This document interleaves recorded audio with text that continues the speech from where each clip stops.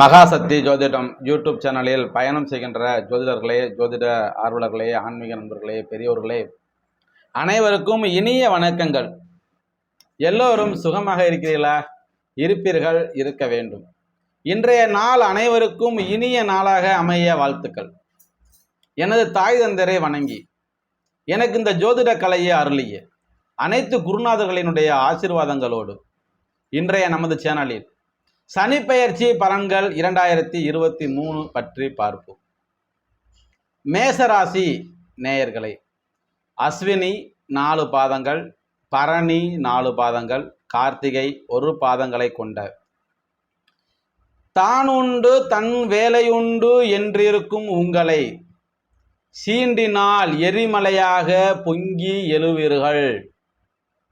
செவ்வாயை அதிபதியாக கொண்டுள்ளதால் நீங்கள் முன் கோபக்காரர்களாக இருப்பீர்கள். கோபம் அதிகமாக வரும். என்ன செய்கின்றோம் என்று உங்களுக்கே தெரியாமல் சில வேலைகளை செய்துவிட்டு பின்பு அதனை பார்த்து நொந்து கொள்வதும் நீங்களே. அரண்மனையில் வேலைக்காரனாய் இருப்பதை விட ஒரு குப்பத்திற்கு தலைவனாய் இருப்பதே விரும்புவீர்கள். எவ்வளவு பேரம் பேசினாலும் கொள்கைகளையும் குறிக்கோள்களையும் விட்டு கொடுக்காத நீங்கள் இதுவரை உங்கள் ராசிக்கு 10ஆம் வீட்டில் அமர்ந்து உத்தியோகத்தில் பிரச்சனைகளையும் புதிய முயற்சிகளையும் தடை தாமதங்களையும் ஏற்படுத்தி வந்த சனி பகவான் வாக்கிய பஞ்சாங்கத்தின்படி 2023 டிசம்பர் 20ஆம் தேதி முதல் 2026 மார்ச் 7ஆம் தேதி வரை உள்ள காலகட்டங்களில் உங்களுக்கு 11ஆம் வீடான லாபஸ்தானத்தில் ஆட்சி பெற்று அமர்வதால் இனி எதிலும் உங்கள் கை ஓங்கி நிற்கும்.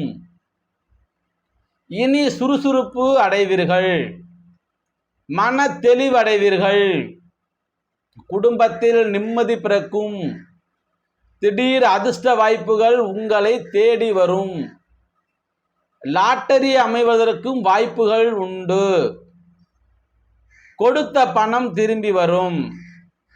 நீங்கள் கடன் வாங்கியிருந்தால் அந்த கடனை அடைப்பதற்கு இப்பொழுது காலங்கள் கைகூடி வரும். எதிலும் ஆர்வம் பிறக்கும். குழந்தை இல்லாத தம்பதியருக்கு இனி குழந்தை உண்டு. மகளுக்கு ஊரே மெச்சும்படியான திருமணத்தை நடத்தி முடிப்பீர்கள். மனைவி வழியில் மதிப்பு, மரியாதை, கௌரவம், அந்தஸ்து கைகூடி வரும். சகோதரிக்கு நல்ல விதத்தில் திருமணம் முடியும். அரசாங்க அதிகாரிகள் உதவிகள் உண்டு. உத்தியோகத்தில் உள்ளவர்களுக்கு வேலை சம்பளம் அதிகரிக்கும். வேலையுடைய சுமை குறையும்.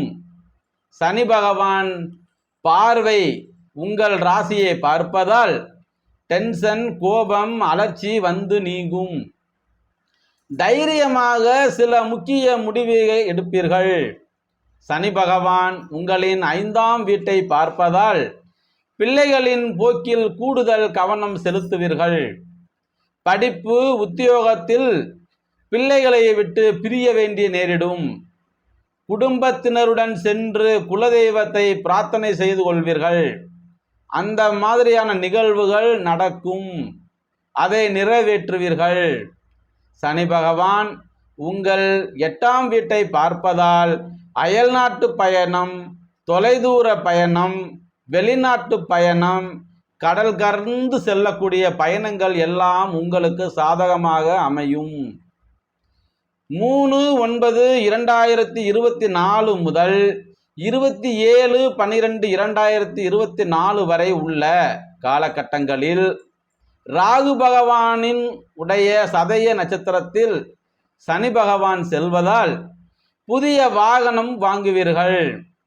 வேலை இல்லாதவர்களுக்கு நல்ல நிறுவனத்தில் நல்ல ஊதியத்தோடு நல்ல பதவியோடு வேலை கிடைக்கும். உங்களுடைய பாக்கிய விரையாதி சனியான குரு பகவான் பூரட்டாதி நட்சத்திரத்தில் சனி பகவான் செல்வதால் 7/4/2024 முதல் 29/3/2025 வரை உள்ள காலகட்டங்களில் இழுபறியான காரியங்கள் முடிவுக்கு வரும்.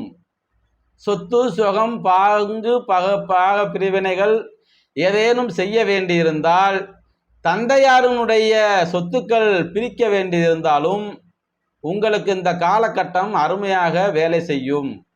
தந்தையாருடைய ஆரோக்கியம் மேம்படும். தந்தை வழி சொத்துக்கள் முழுமையாக வந்து சேரும். குலதெய்வ பிரார்த்தனைகளை நிறைவேற்றுவீர்கள். வியாபாரத்தில் நல்ல லாபம் கிடைக்கும். உத்தியோகத்திலும் உயர்வுகள் உண்டு. இல்லத்தரசிகள் அப்படின்னு பார்த்துட்டீங்கன்னா விலை உயர்ந்த ஆடை அணிகலன்கள் சேரும்.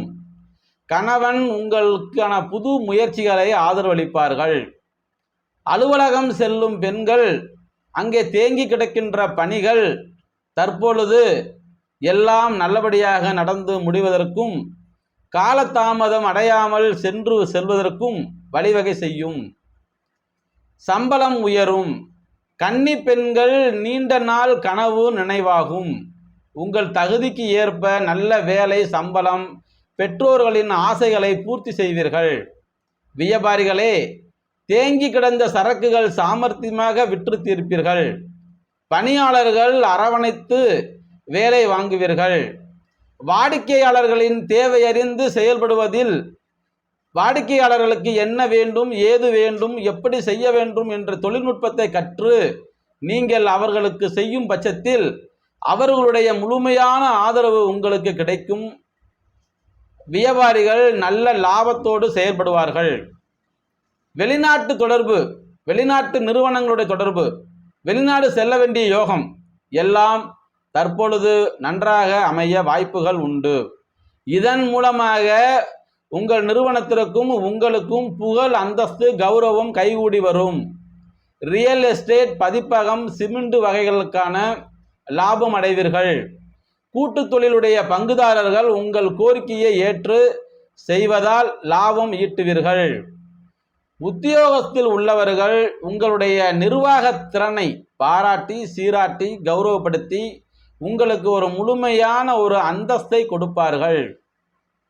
உங்களுடைய ஆலோசனைகளையும் அவர்கள் ஏற்றுக்கொண்டு அதற்கு ஏற்றார் போல சில முக்கிய முடிவுகளை எடுக்க நீங்கள் உறுதுணை புரிவீர்கள். மறுக்கப்பட்ட உரிமைகள் கிடைக்கும். கணினி துறையில் பணி செய்யும் பணியாளர்களுக்கு உங்களுடைய நிறுவனத்தின் மூலமாக சம்பளம் கைகூடி வரும். இந்த சனிப்பெயர்ச்சி திக்கி திணறி தவித்து கொண்டிருந்த அந்த மேசராசி அன்பர்களுக்கு வாழ்க்கையில் ஒரு டேர்னிங் பாயிண்ட் அல்லது ஒரு திருப்புமுனை அல்லது ஒரு புதிய அத்தியாயத்தை தொடங்குவதற்காக சனி பகவான் உங்களை வழிநடத்தி செல்ல காத்து கொண்டிருக்கின்றார்.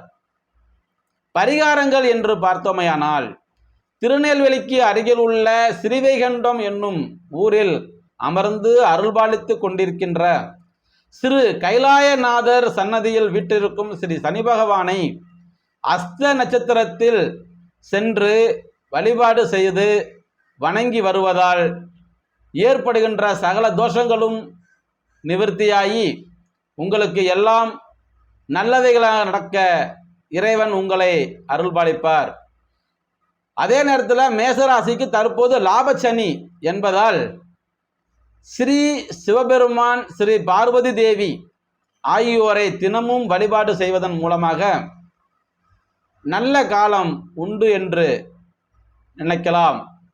மகாசக்தி ஜோதிடம் யூடியூப் சேனலில் பயணம் செய்கின்ற ஜோதிடர்கள், ஜோதிட ஆர்வலர்கள், ஆன்மீக நண்பர்கள், பெரியோர்கள், மாணவர்கள், மாணவிகள் அனைவரும் இந்த சேனலை சப்ஸ்கிரைப் செய்து கொண்டு பக்கத்தில் உள்ள பெல் பட்டனை அழுத்தி தொடர்ந்து ஆதரவு கொடுத்து குருவருளும் திருவருளும் பெற்றிட வேண்டுமாய் கேட்டுக்கொண்டு உங்களுக்கு இயல்கின்ற ஜோதிட சந்தேகங்களை 99 76 83 60 64 என்ற எண்ணிற்கு தொலைபேசி வாயிலாக கேட்டு தெளிவுபடுத்தி கொள்ளுமாறு தங்களை அன்போடு கேட்டுக்கொள்ளப்படுகிறது. குருவருளும் திருவருளும் பெற்றிட வேண்டுமாய் கேட்டுக்கொண்டு விடைபெறுகிறேன். நன்றி. வாழ்க வளம்.